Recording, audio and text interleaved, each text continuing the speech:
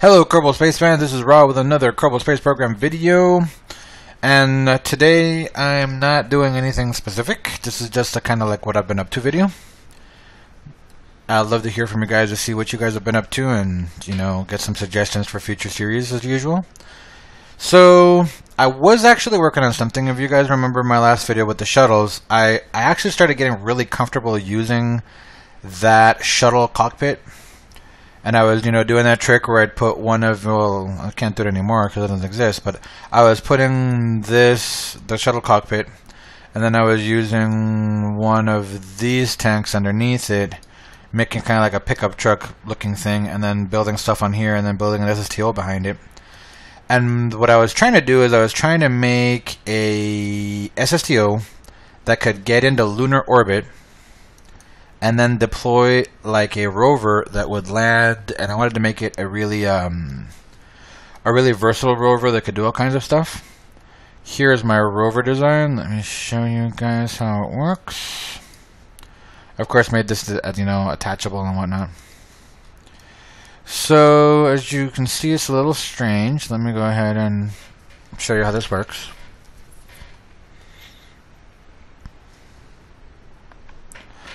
So my idea is to have the rover be able to power itself around in a multitude of ways. So the first thing, of course, we need a pilot. I still make my rovers this way because it's still easier to make them a detachable subsystem later. For some reason I also can't get the glider to stay closed in the editor. It always defaults to open. But be that as it may, let's go ahead and decouple from that. Switch to the rubber. So as you can see, it has 6 wheels. But not for the reasons you guys might think. So the idea behind this thing here is I have the wheels hotkeyed, right?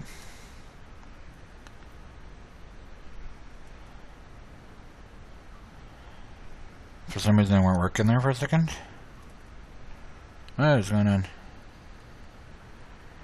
No, the hotkey doesn't want to work. Oh well, I think I might have changed that later. Doesn't matter.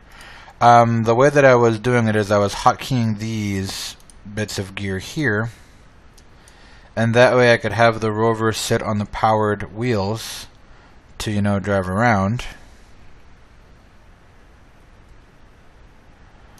And also I have the, this of course is designed to work on the moon here. The suspension kind of scrunches down. It doesn't work very well. But on the moon, I've tested it. It works pretty well. Then of course for the more high-speed maneuvering, you would lower the landing gear, right? So that the wheels don't explode. Give it some throttle and turn on the rocket. And this way you could, drive around really fast. Ah! Don't you dare. Oh no! Oops. He's still alive! Yay. Okay. So anyway, not designed for Kerbal, designed for the moon, mist, and other low gravity areas. Also capable of landing on its own. So I was building this thing under the back of one of those flatbed pickup truck style SSTOs, and then the patch hit. I know I love Squad, I love the game, everything's great, but this particular patch, beta release, has given me several headaches. So first, it destroyed that one thing, and it's not like it just swapped it like it did with some of the other parts, that the things were wonky. No, anything that had the original Mark III cockpit was deleted. So all the stuff that I'd worked on and saved, it deleted. Everything that was out in space, it deleted. Unfortunately for me, that space shuttle that I made, see what I mean? Doesn't retract. But that space shuttle that I made for my last video was docked to the station along with like another 3 SSTOs. That was deleted. So yeah, pretty disastrous. So what I ended up doing is something that came out a little unexceptional. I mean, it works, but now it looks like that was supposed to have been done that way all along. So I used the new parts and made a big SSTO. This thing has a lot of fuel. It is an air hog. Has a lot of RCS, as you can see by the tanks here on the outside. 6 turbojets, all hotkeyed so I can turn them off 2 at a time and keep myself stable. This thing gets to the moon. It looks a little bit like Catwoman here, with the little thing sticking out. What's in there is, of course, the Rover. So I fly this thing to the moon, undock this thing or decouple it from there, and then it has a probe core, so it can fly out by itself. I'll pull one of the dudes out, get in there, land on the moon, do my science or whatever, and come back. That's one thing I was working on. This already works very well. I think I should have one of these orbiting the moon right now. That worked really well.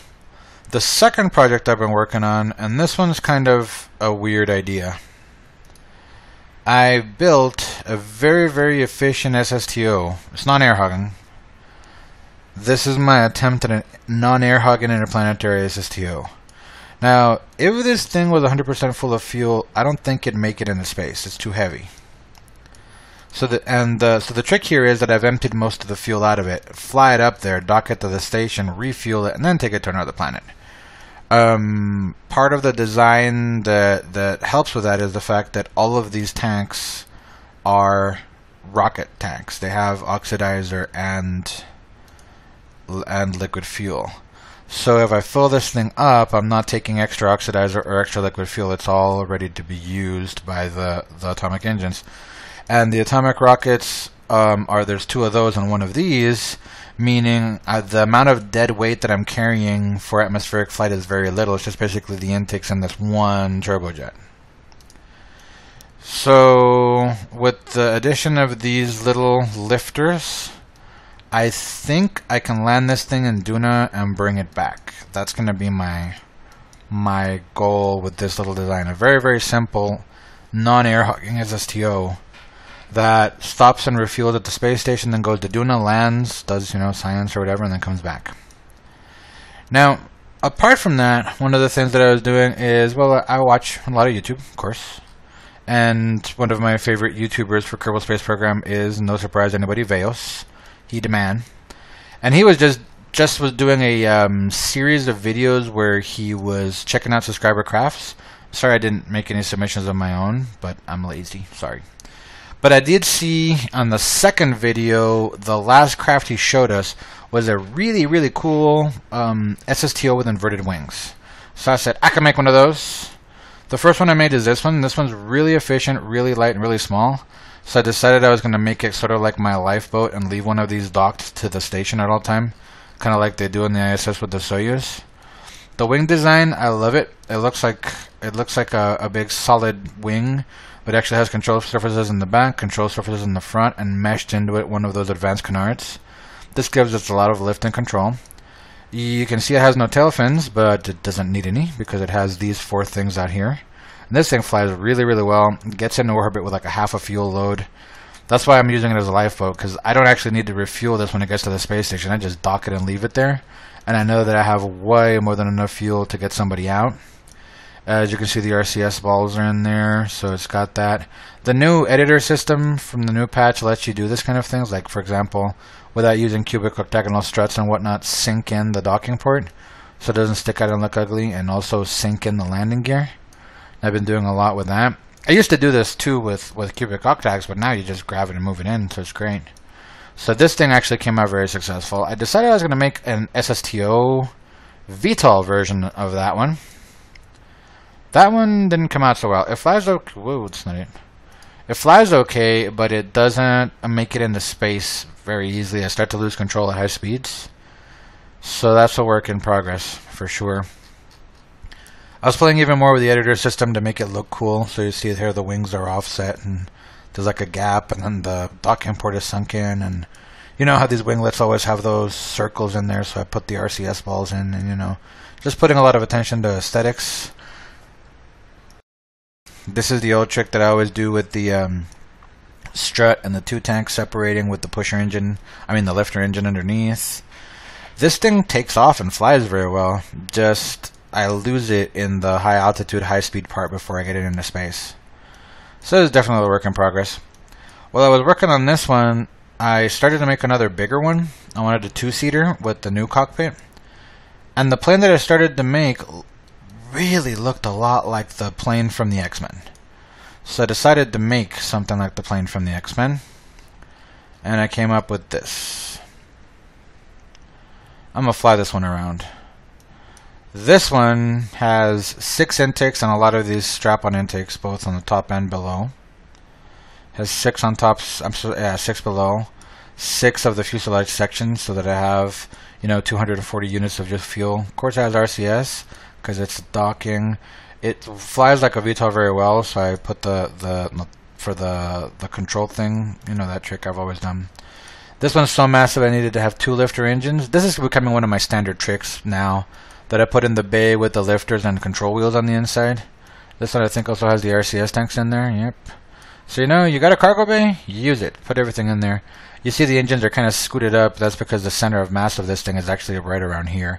If I don't put on SAS, it wants to list forward. And these new and big inverted wings are actually, apart from the big wing on the bottom, it has 3 more wings on top of it to make it thicker and give it more lift. You see those there, a lot of clipping tricks and whatnot going on. The only other clipping trick I did here is I wanted to put in more control wheels, so there's some control wheels in here. But even though I was tempted to do so because I'm having fuel shortages, I'm not putting in other tanks. With the new controls, it's very easy to do that. When I was short on air and regular jet fuel, I was going to just do this because it'd be so easy to do. Just grab a nozzle, right? Stick it on there right in the middle. And then just go right here. Boom. Extra intake, extra fuel. It actually even looks cool. A little piece of it sticking out. But no, I didn't do it. I do have some morals when it comes to Kerbal Space construction. So this is my current thing that I want to perfect. I think the actual design is all here. I just think I haven't figured out how to put it in space yet. You'd think something this big with this much power and this much fuel would get into space rather easily, but I'm running out. Let me just show you kind of how it flies here in the last couple minutes of this video. I'm quickly approaching the 15-minute mark, after which I start freaking out and start deciding it's time to wrap it up. So, as you can imagine, having a lot of air intakes, a lot of engines it has. 2 pusher jet engines, 2 pusher rocket engines, 2 pusher jet lifters, which I'm having a hard time looking at from here. And in the middle there, 2 rocket lifters, which are the ones that I use for my fine control where I'm flying around.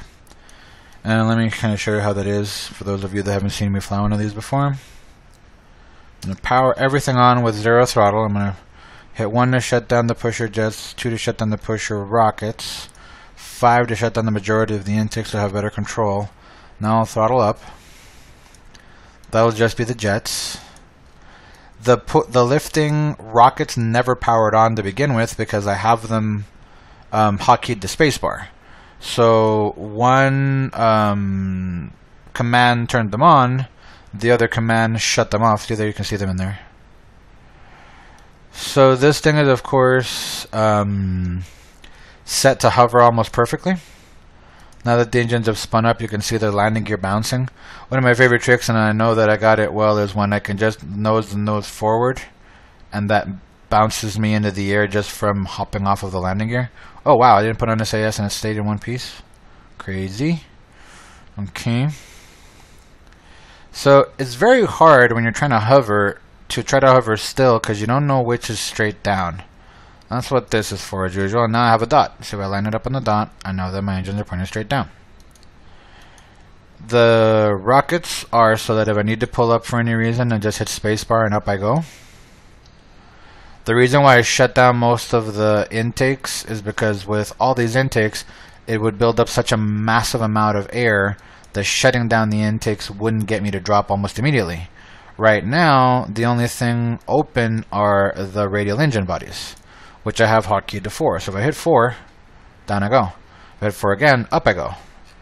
So that's how you can control it to lower the altitude quickly. You can pulse that on and off. And then of course when you get really low and you don't want to hit the ground, you hit spacebar and the rockets keep you up. So with that, even a plane this big can be controlled quite easily. And now that I have it aiming straight up, I can use, the regular WSAD keys to turn it They still haven't fixed that weird bug that the Q and E to control the what's now the rudder are inverted. So in order to turn left, I use the Q. To turn right, I use the E. But with this, I mean, you guys have seen me. You know, my standard VTOL trick, which I couldn't do in this one because it's a little too big. But it's not by lack of control. The standard VTOL trick, for those of you who didn't see me do it last time, is what I normally do to test my VTOLs. What I do is I fly them under that bridge, which I can do with this one. I mean, this is not that big. So let's do that now. I'm a little high.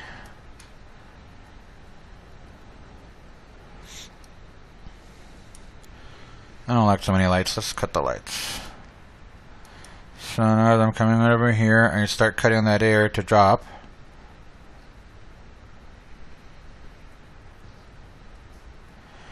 And after I hover through here, I normally go under that little bridge there.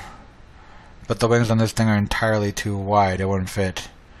So yeah, the way that I normally test my VTOLs is I fly under that bridge, fly through that tunnel, then fly over and land on top of the VAB. So I'm not going to do that here, because why bother? Now if I want to fly straight, I'll just do that, hit 1 to turn on the regular pushers, aim the nose slightly up, and as those things start coming in on their own, hit 3, and that disables the lifters, the doors close, and when I can figure out how to do it, to space we go.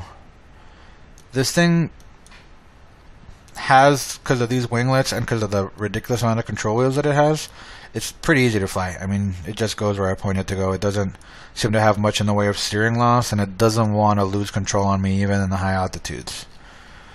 It's just not fuel efficient enough, and I don't want to cheat too bad. So this is going to be one of my main crafts. I can see myself flying this thing around a lot. It's a lot of fun to fly. It's very versatile. You know, when you have something that can go to space, fly around real fast in the atmosphere, and then hover and land and look at whatever you want, you pretty much got your perfect vehicle, don't you? As soon as I figure out those fuel efficiency problems, I'll be doing a lot more with this thing. So let's show this thing off. Let's cut the engines, put on the lifters again. Come in for our perfect landing. This is of course the part where I crash. You guys know none of this is scripted or edited.